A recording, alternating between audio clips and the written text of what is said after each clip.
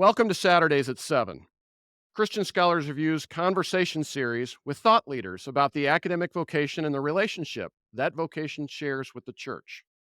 My name is Todd Ream. I have the privilege of serving as the publisher for Christian Scholars Review and as the host for Saturdays at 7. I also have the privilege of serving on the faculty and the administration at Indiana Wesleyan University.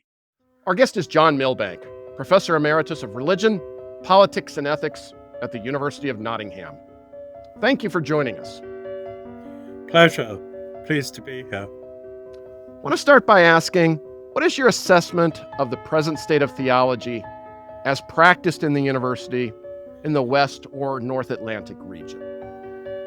I'm not sure that I fully know what's going on any longer, which may itself be symptomatic of a situation that perhaps is increasingly diversified. And that my impression is that there are all sorts of different ways of doing theology, and they're not really talking to each other. You know, there are a lot of confessional bubbles. There are various different fashions, shall we say. I hope, that I can identify perhaps the more serious currents. So I think amongst people who are seriously doing what you can think of as sort of traditional Christian theology, I think it's very notable that confessional boundaries have perhaps increasingly dissolved, and that the particularly sort of traditional Protestant hostility towards Catholic theology has evaporated to a very, very large degree. The sense that maybe not before time that Christians had better hang together now, and that we have things to learn from each other, and not all the divisions run between confessions. I think that's extremely strong, and it was perhaps anticipated by it going the other way, that Catholics had shown Schleiermacher a lot of respect. Then they showed Karl Barth and Bonhoeffer a lot of respect. And I think increasingly that has been sort of reciprocated, and that if anything, it's more the trajectory of Catholic theology that has become increasingly the main line. If Protestants remain significant, then sometimes that's the Protestants of long ago, like Jonathan Edwards, for example. And increasingly, it's also clear that orthodoxy has come into the mix, and the attention towards Russian theology, perhaps ironically, in view of the political situation, has become ever more dominant. That when I began, it would have been an incredible rarity for anybody to be working on Russian theology, but now it's quite common, I would say. So I think there's a minority of people working in a very serious way. And I think that also the boundaries between theology and philosophy have become much more fluid than they were in the past. That the people who are serious now tend to have pretty good working knowledge of philosophy and the history of philosophy as well. When asked for names of living theologians, say in the English-speaking world, whose work is of great benefit to the university, who would you recommend one read? Well, probably kind of expected names, certainly Rowan Williams, certainly David Bentley Hart, whom I think within America is entirely, without rival. But David Schindler Jr. is very good, John Betts, and there are many other names of people who are decent, I think, and I won't mention sort of the sort of Radical Orthodoxy group, because I feel as if sort of, they're the people I've worked with. Obviously, I think they're important. And I would say, mentioning David Bentley Hart, I think we feel very, very close to his understanding of things. I want to shift now. If there's a Yeah. distinction between how theology is practiced in the university and how theology is practiced in the church, then what is your assessment of the current state of how theology is practiced in the church in the same region, the West or the North Atlantic? That's a good question. I mean, I think one of the disturbing things, especially thinking from a British perspective, is that there's a general perception, the last 50 years or so have been quite good for British theology. That, Yeah. prior to that period, it was much more downloading things from the continent. But in the past 50 years or so, the British theologians have achieved more sort of global recognition. And yet, within the sort of British churches, not only is that ignored, I mean, there's barely any awareness of it, really. Mm. Very little sense, I think.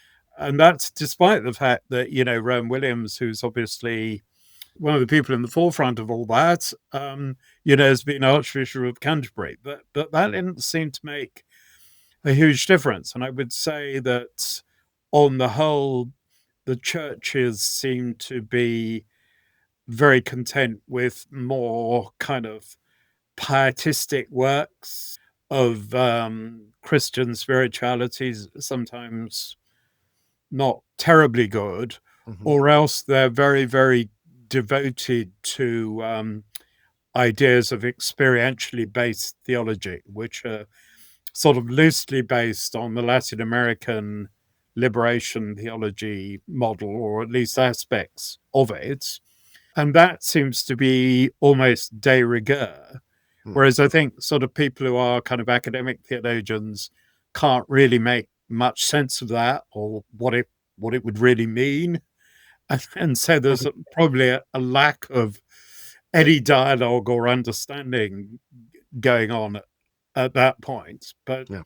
I think that includes the fact that the churches in England, the Anglican Church, but also the Catholic Church as well, and the other Protestant denominations haven't really made much effort to take theological education very seriously. And, the education of priests and ministers has been, if anything, rather sort of dumbed down over that period, I would say. Thank you. Want to ask you now, you mentioned that it's been a fairly important shift has taken place in British theology over the course of the last 50 years, and some confessional lines that might not have been as important to the practice of theology have dropped in terms of the barriers that used to exist. But I want to ask you, broadly, in what ways over the course of your lifetime has the practice of theology changed, and in what ways do you think it's arced toward historic orthodoxy or perhaps arced away from it, and maybe it's moved in both directions at the same time? Yeah, no, the last point is a very good one. Of course, it's important to say that the practice of academic theology in Britain is very different to most of North America in that it is set up less confessionally, because what were originally kind of Anglican theology departments came to accept Protestant dissenters and Catholics in the course of time, so that you've got this legacy of probably a more ecumenical pursuit of theology, whereas the American pattern has tended to be, division between Department of Religions on the one hand and divinity schools on the other. In Britain, there's been a drift towards religious studies and away from theology, certainly at the departmental level. And then that's left us with, on the other hand, no real equivalent of American divinity schools. So that, the institutional support for theology in Britain is probably a lot less weaker. But as you rightly suggest, things are very contradictory. I mean, when I began studying theology, I would say that the dominant mode was sort of liberal Protestant, so that it was very normal for people to be skeptical about the Trinity or about the doctrine of the incarnation, and to advocate a sort of a much looser form of Christianity. And this would have included patristic scholars as well. Hmm. And then you had just a very few people who represented an older mode of what we call in the Anglican Church liberal Catholicism, a slightly misleading term. It just means that you don't deny evolution and you don't deny biblical criticism. So it's a Victorian term. But in that sort of liberal Catholic tradition, which was nonetheless very orthodox, Hmm. represented by people like Gore and Westcott and Scott Holland. When I arrived in Cambridge in the 70s, the only representative of that tradition was really a brilliant Scottish philosopher called Donald MacKinnon, who worked in the theology department. And he kind of was defending that. And then Rowan Williams had studied theology as an undergraduate at Cambridge, and he went on to do his thesis on Vladimir Lovsky in Oxford. That was the beginning of an interest in the Russians. And he was sort of a lone voice in sort of kind of saying, well, actually, MacKinnon is right. And that was sort of the turning of the tide. And then um, uh, when I was studying theology in Cambridge, I was taught quite a bit by Rowan Williams. And the feeling then was that that was the beginning of a shift against liberal Protestantism. But that tradition was still very much in the ascendant. When I was at Cambridge, The Myth of God Incarnate was published, but then nonetheless, I think probably amongst the students, we had the sense that the tide would go in Rowan's direction, not in kind of the sort of Don Cupid direction. Don representing a sort of very extreme version of that liberal Protestantism, but perhaps so extreme that in a paradoxical way, it sort of started in itself to tip things over.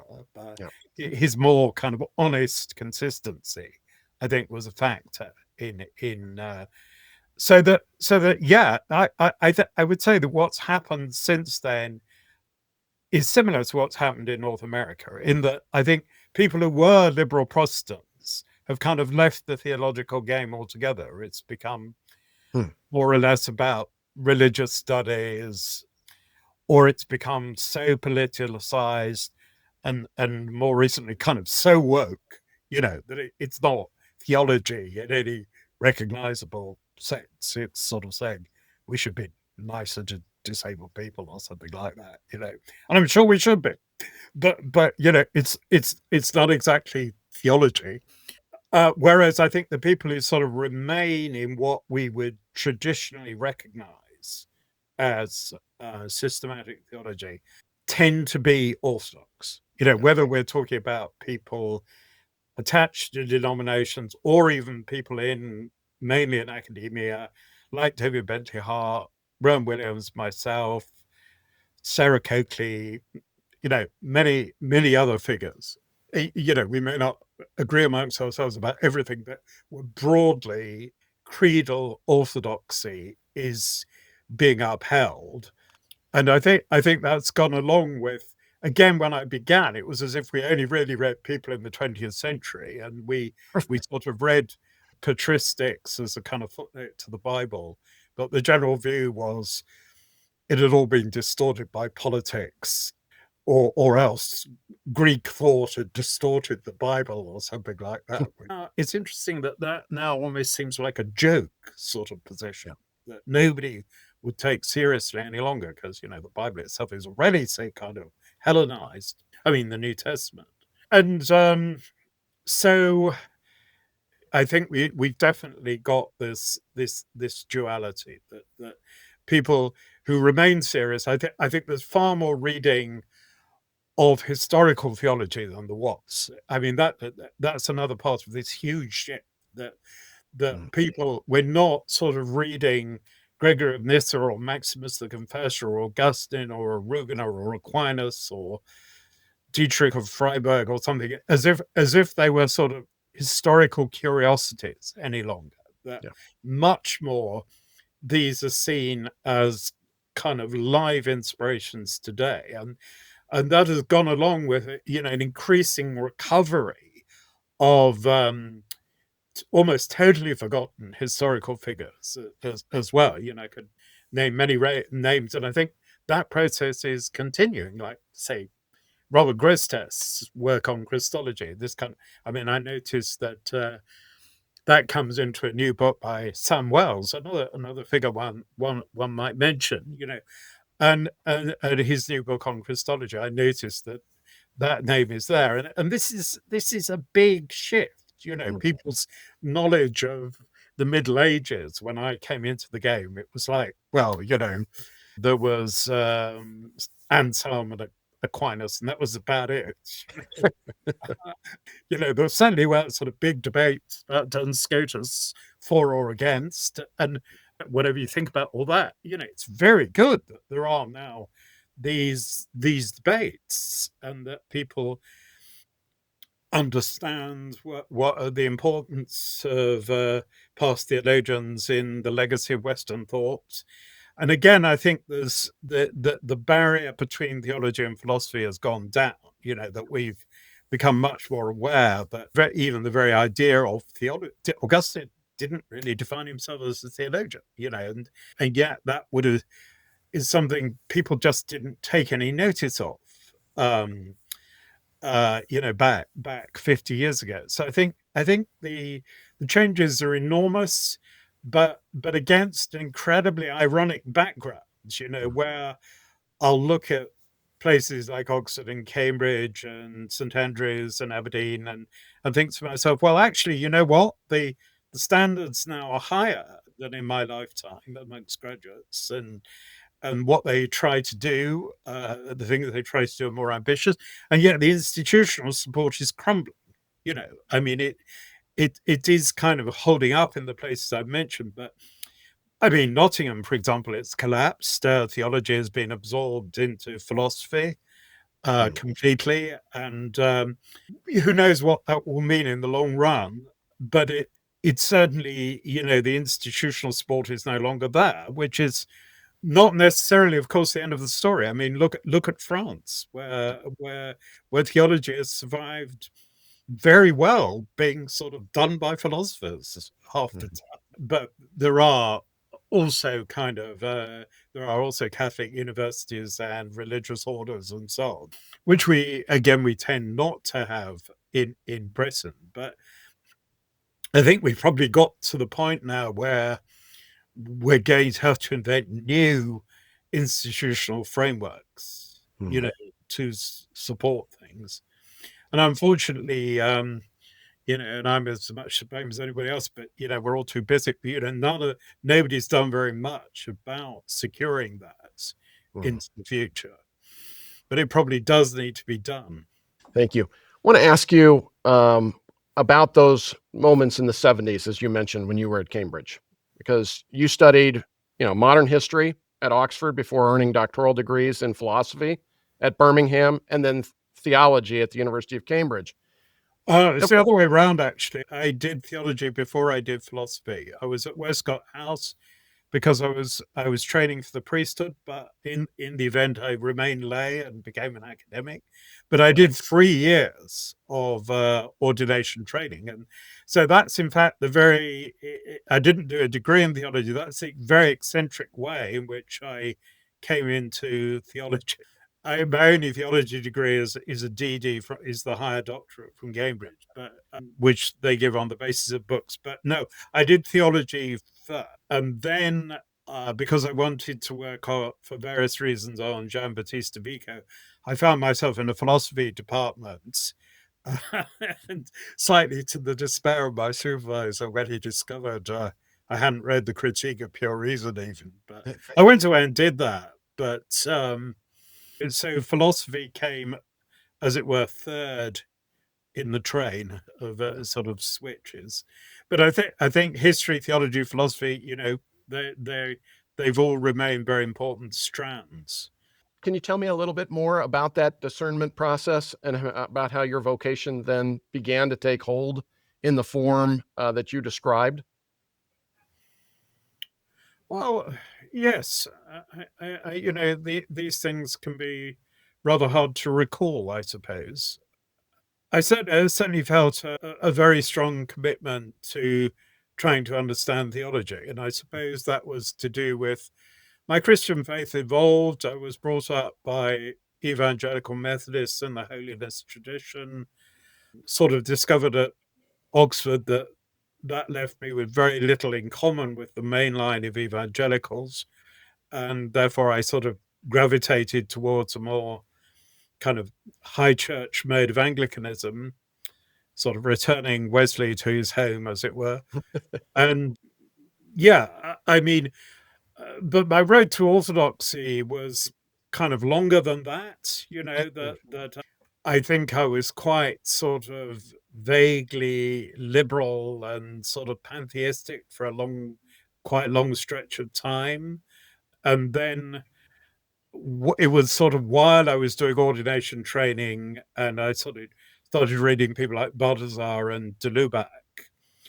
And I think it was then that I realized how you could link history with theology. I think Mm, I'd had problems in understanding how history came into it. I thought of history as sort of how things were and how people thought in the past, and I yeah. thought of sort of theology and philosophy as sort of permanent reality. And then by reading people like Balthazar and de Lubac, I started to see the link between nature and grace was in a way history. And I read Gadamer at the same time, and I sort of switched from my very sort of historicist sense of history, as it was all about trying to understand how things once were, to a much more hermeneutic sense of history, that history is an ongoing process of living and thinking in which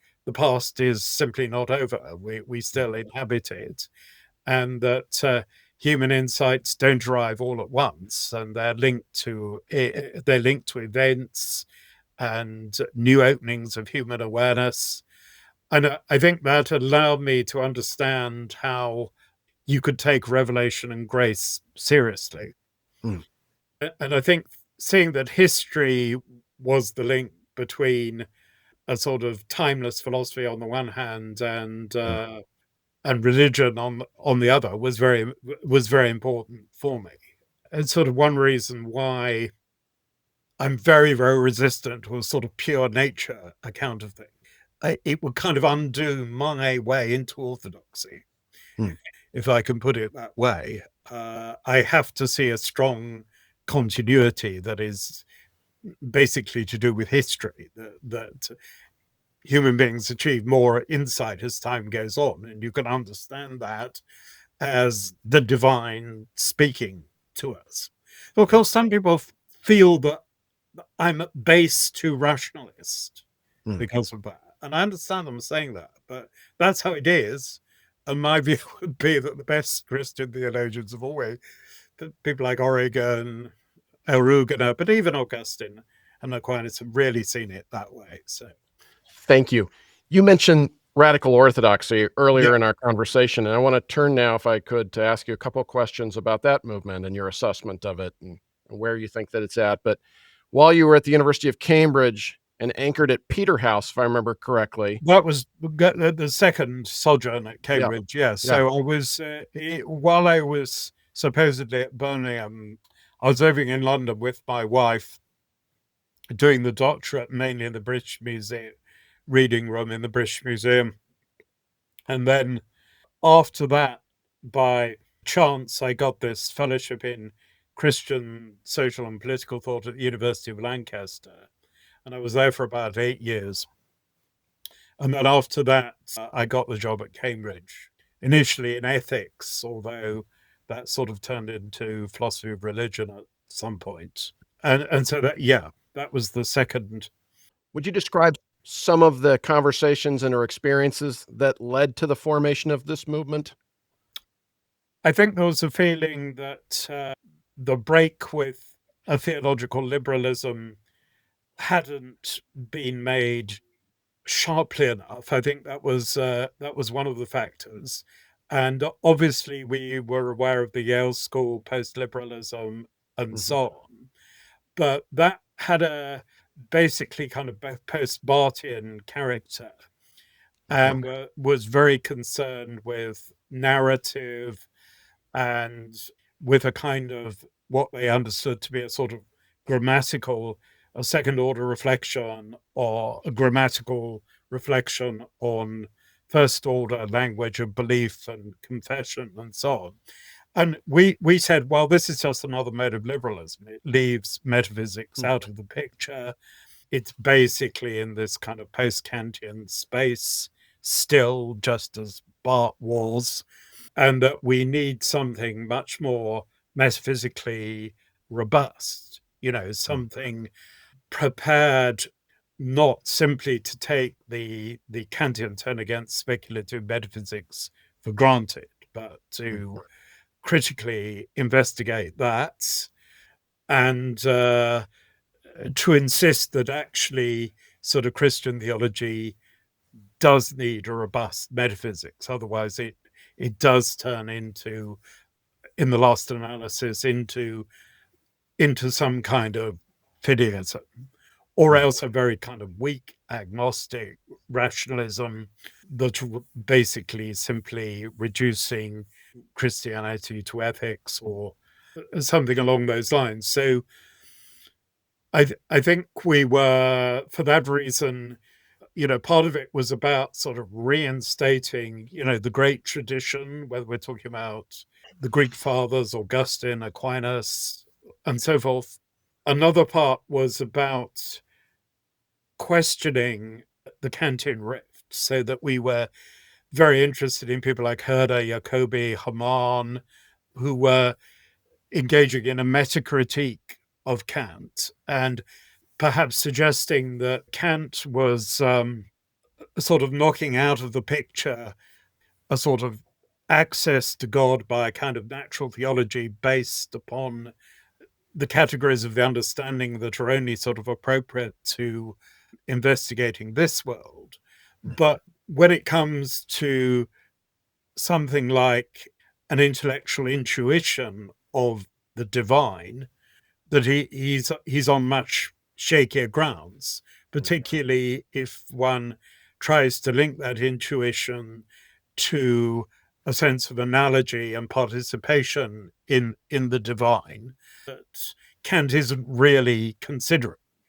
And the more my kind of researches have gone on, the more I would say that, in fact, romantics and people like Schelling, that's precisely what they were doing, or Coleridge in England, that they weren't fully accepting this, the sort of the Kantian ban on metaphysics, but they were certainly saying, well, traditional metaphysics it wasn't done in this rationalistic way. It was much more to do with degrees of mystical intuition. But I think that one can add to that a sense that even our grasp of the unities of this world can't fully be accounted for unless one has that traditional sort of metaphysical understanding. I mean, why isn't the world simply a kind of blur? I mean, is it the case that we identify distinct things in distinct patterns of relationship? Is that simply pragmatic, which could be, if you took Kant seriously, that could be the conclusion you came to, that it's just pragmatic and conventional. But insofar as we really do see unities and structures and patterns and beauty in this world, don't we have to say that this is part of our intuition of our participation of everything in a kind of absolute unity? So that this sort of traditional, basically kind of Neoplatonic synthesis of Plato and Aristotle way of looking at things isn't really knocked out of the account by Kant. And increasingly, people's researches into people like Hemsterhuis, the Dutch philosophy contemporary of Kant, who was part of this circle, along with Hamann and Jacobi and people around the Princess Galitzin. And when we look at the influence of that group on the German Romantics and so on, we have a sort of very rival genealogy. And I think already the first essay in Radical Orthodoxy, where he talks about Jacobi and Hamann, was a beginning of this sense that we've got to tell a different story. And the so-called Scotus story was another part of that, because it was essentially saying, look, once you lost analogy of being, once you think that there aren't degrees of being, that everything either exists or it doesn't, that easily inverts to the notion that it's what we know of things with clarity that is the only certain thing. And in that sense, you can see Kant as simply carrying out a critique of this basically Scotist inflected attitude to things that is very rationalistic, including very rationalistic arguments towards God. So that if you say, and many philosophers, historians of philosophy now say this, there is a road from Scotus to Kant. And in a way, Kant is marking the end of that road. On the contrary, if you think that actually Scotus was always wrong, it's questionable anyway, and Aquinas was right, and then it isn't so clear that actually Kant has knocked out away this entire sort of analogical participatory way of looking at things that has roots right back to Plotinus and is to do with the way in which sort of late antique thought, you thought that you could read Plato and Aristotle in harmony with each other. And this is essentially sort of what Christianity has inherited. But then it is tried to show how history fits into that. The incarnation and the Trinity sort of qualify that sort of Neoplatonic picture of reality. But to imagine a Christianity not espousing that sort of Neoplatonic vision of reality, I think is extremely hard. I mean, people find that very controversial, but something like that picture, which I think the New Testament already kind of opens out onto, but then it's a case of understanding, already somebody like Plotinus says that, when we perceive the good, it's only the good acting in us. He already has an idea of grace. But then why is it that Christianity seems to have a sort of more drastic view of our fallen condition? That, we only God uniting with a humanity and the rest of creation in Christ can close that gap and sort of allow us to renew this sense of analogical ascents. And at the same time, I think that whole Platonic legacy still leaves us with a kind of question of, if everything comes from the one, what is the status of everything after the one? Is it kind of simply subordinate? Is the all, if you like, simply subordinate? And I think the Trinity opens up the possibility of instead seeing that God in himself is this sort of self-giving or beyond himself, and return to that is, in my view, you can't really separate the Trinity from creational outgoing and return, but I think we can see that this is somehow fully happens in God, and we participate in that. So that I think one of my reasons, sort of strong interest in Trinitarian ontology, which is what I'm still working on, is to understand how the Trinity is sort of reworking that Neoplatonic legacy. This is why I'm interested in Schelling, why I'm interested in the Russians. And of course, the objection to that is it sounds as if, you're saying Christianity is only making a difference to philosophy or something. But I think that's not the case, because I think there are existential and mystical dimensions to that. For example, when we go to God, when we ascend to God, do we simply leave the world behind? And if we're going to God in Christ, I think then the answer is no. You know, we're going upwards and outwards both at the same time, and I think that's Mm, kind of a more Pauline vision. And then also the question of the nature of our religious or mystical experience. You know, are we in a sort of shuttle where we our identity sort of vanishes into God? But on the other hand, if we preserve our identity, are we separated from God? And again, mm, I think this is something that Christianity more resolves by seeing God as sort of inherently relational, and you know that our ultimate unity with God remains one in which our integrity is maintained, but also our relationship to other people. So the sense that kind of the church, in the sense of the heavenly Jerusalem, is ultimate as well. But you know that has a finality about it. So it's again you're not abandoning the social dimension. And again, you know, you can see within the Platonic tradition struggles over that issue, but I think that sort of Christianity helps to resolve it more. So that I think by adopting this approach, which might seem, you know, insisting on the Platonic in a way that, you know, other people have insisted on this as well, it's a way of trying to get out of this idea that theology sort of exists in a kind of ghetto. That no, it's fundamental and universal and gives us a more universal philosophical, existential, and mystical vision. And it also allows us to start thinking in a different way about the relationship of Christianity to Eastern religions and philosophies. You know, again, avoiding the sort of saying, well, they're completely different and they've got the wrong answers on the one hand, or saying, yep.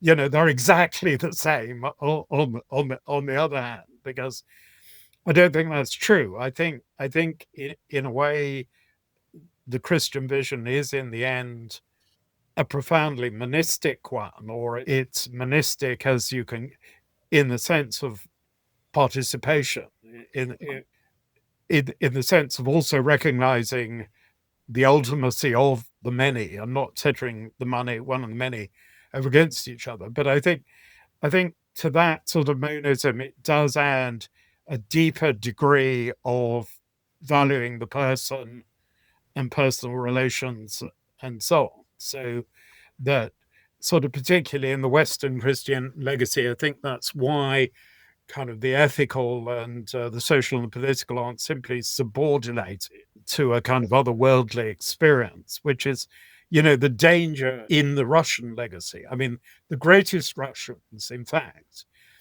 you know, the kind of people I'm interested in, like Solovyev and so on, which were precisely trying to escape from that, you know, Mm, and they were trying to achieve an ecumenical unity, trying to be both monistic and personalistic, mm, if I can put this really, really simply, which is why I think, you know, some of what's going on in Russia today is tragic because you've got this sort of disdaining in the Orthodox Church of what those great exiles were doing.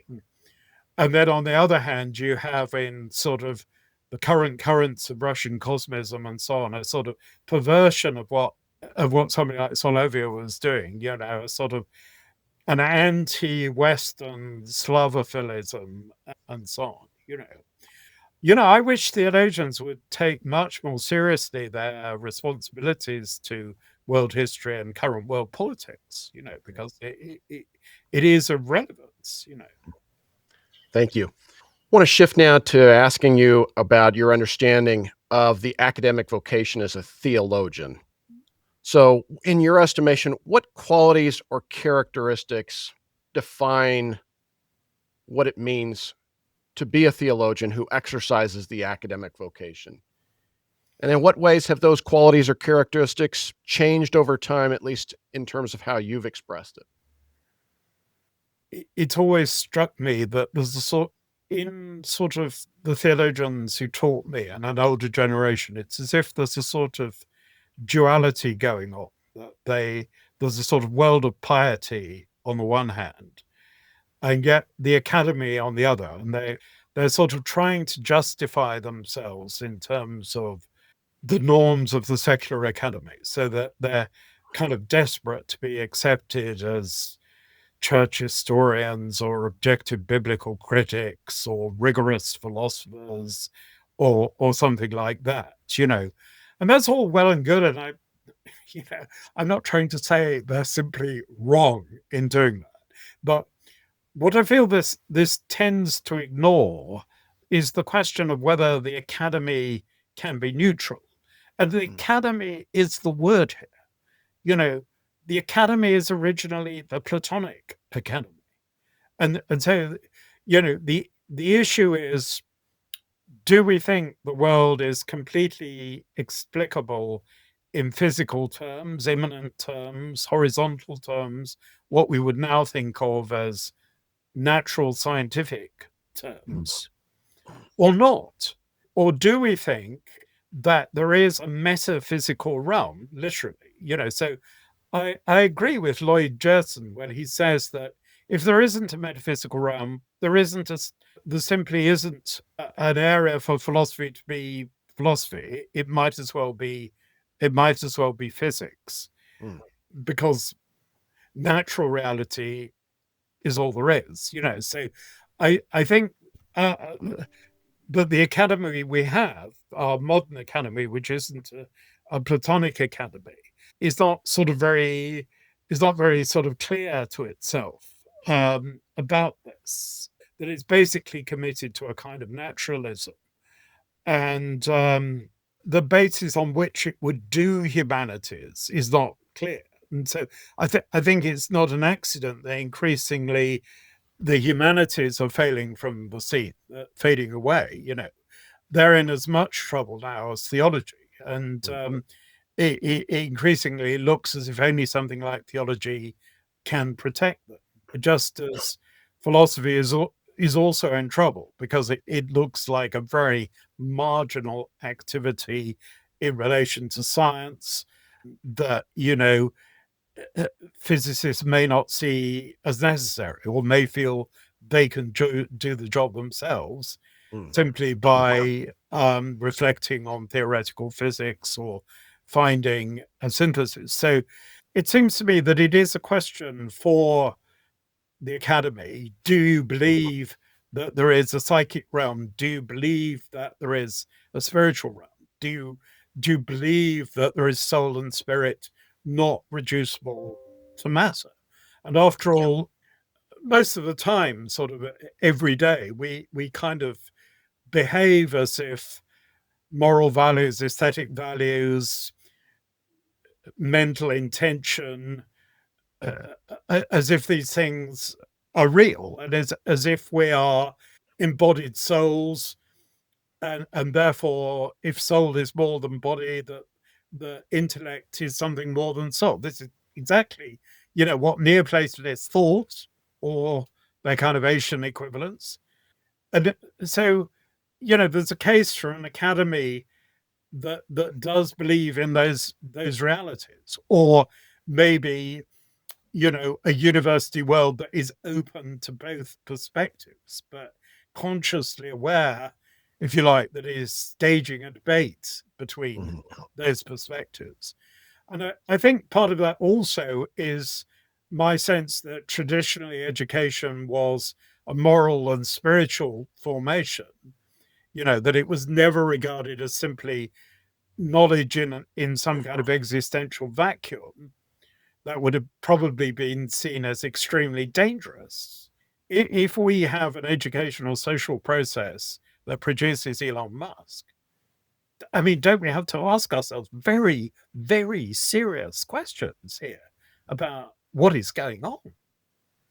And I think we have got to that kind of juncture. We have got to that kind of crossroads, that kind of point of decision. And I think in very distorted ways, people are realizing that. And, this is sometimes why we're getting the wrong answers. We're getting very reactionary answers, or weird kind of hybrids, weird kind of mutations, as people go on and on about that famous Gramsci quotation. But I can see why they do it. The morbid symptoms, it's true, we Mm. can see that. But yeah, we do need to think about at least sort of make space for Mhm. a kind of education that is within, to begin with, a series of assumptions that there is a more than material realm that we are kind of investigating and trying to understand how it relates to the material realm. So but this, I am in favor of something that is much more against the set of reigning assumptions. And I don't Mhm. think that, I think it's clear that theology won't have any home within an academy that isn't an academy, an anti-academy.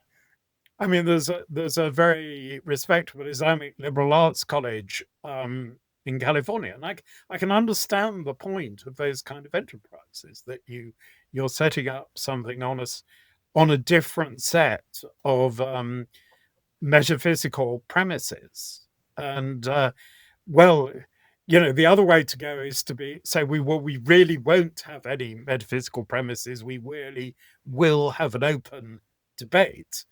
But Mhm. that's very difficult. But I don't think anybody is clear about what they're really doing. Oh, the phrase that you use, that the university is not clear to itself in terms of what it is one that's going to stick with me for some time. And for theologians who find themselves presently working in such a space or such spaces, what virtues, intellectual or moral, do you think are most important to cultivate? Or then also, what theological virtues do you believe are most important to seek to receive or hope to receive? I think courage becomes a particularly important virtue. Obviously, the most important things are, faith, hope, and charity, and justice and fortitude, and so on. But I think there's a particular call to be courageous and very honest with oneself. What are one's motivations? Where is one compromising for the sake of survival? I mean, Mm, I'm not saying that people never have to do that. They do, but you need to know that that is in fact what you're doing. And I think above all, you have to be committed to finding the truth.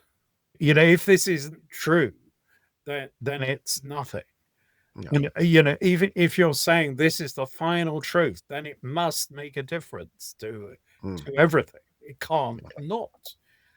Sort of too much theology has carried on as if that is the case. I keep saying I do think the theology philosophy boundary is dissolving, and I do think it's becoming impossible to do serious theology without engaging with the whole of philosophy. They say you can't just be doing philosophy of religion, for example. Yeah. You have to be aware that theology affects your account of reality.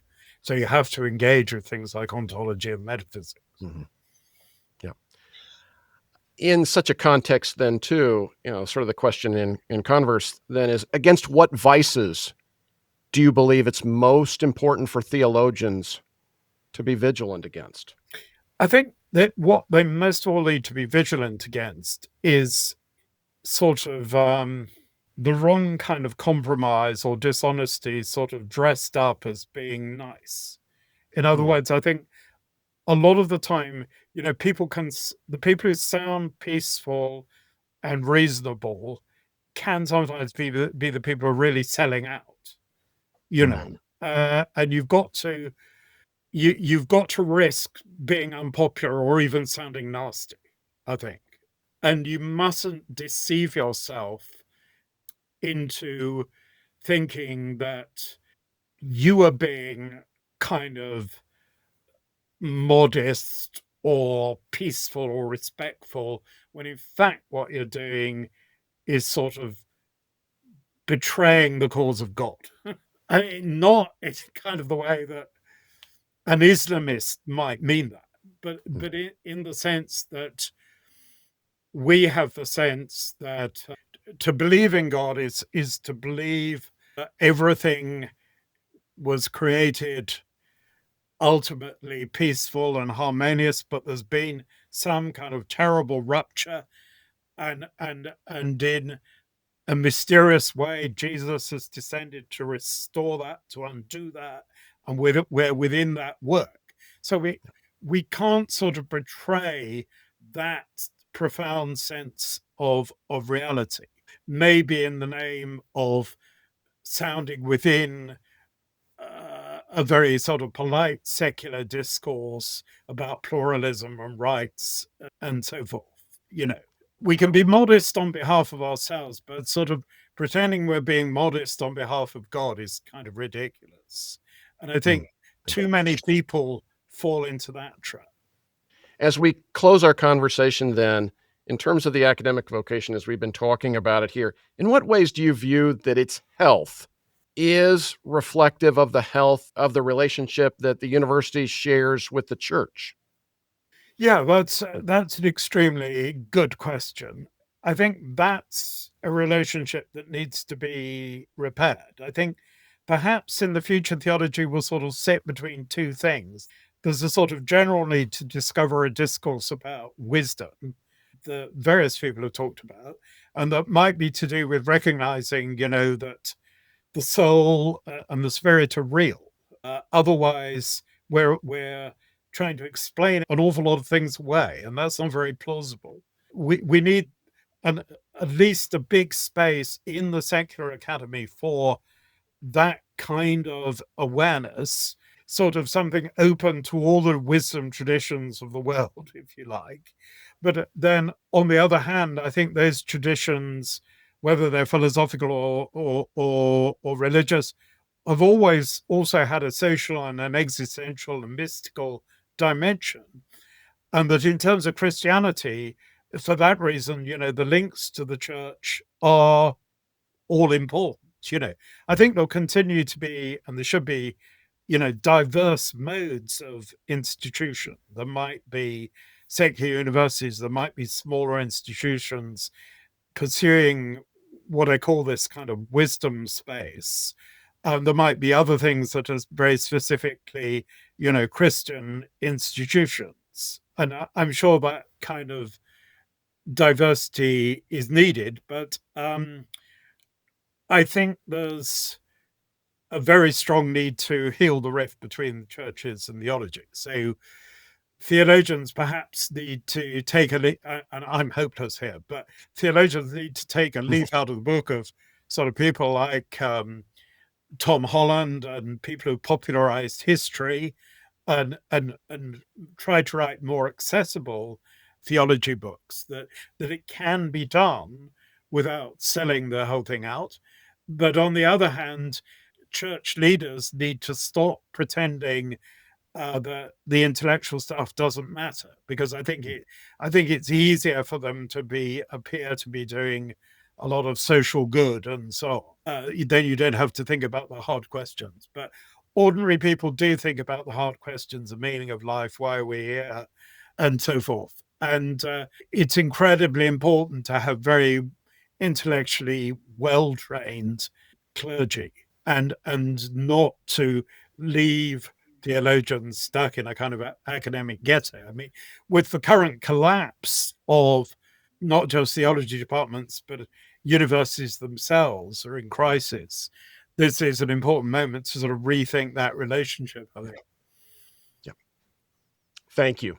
Thank you very much. Our guest has been John Milbank, Professor Emeritus of Religion, Politics, and Ethics at the University of Nottingham.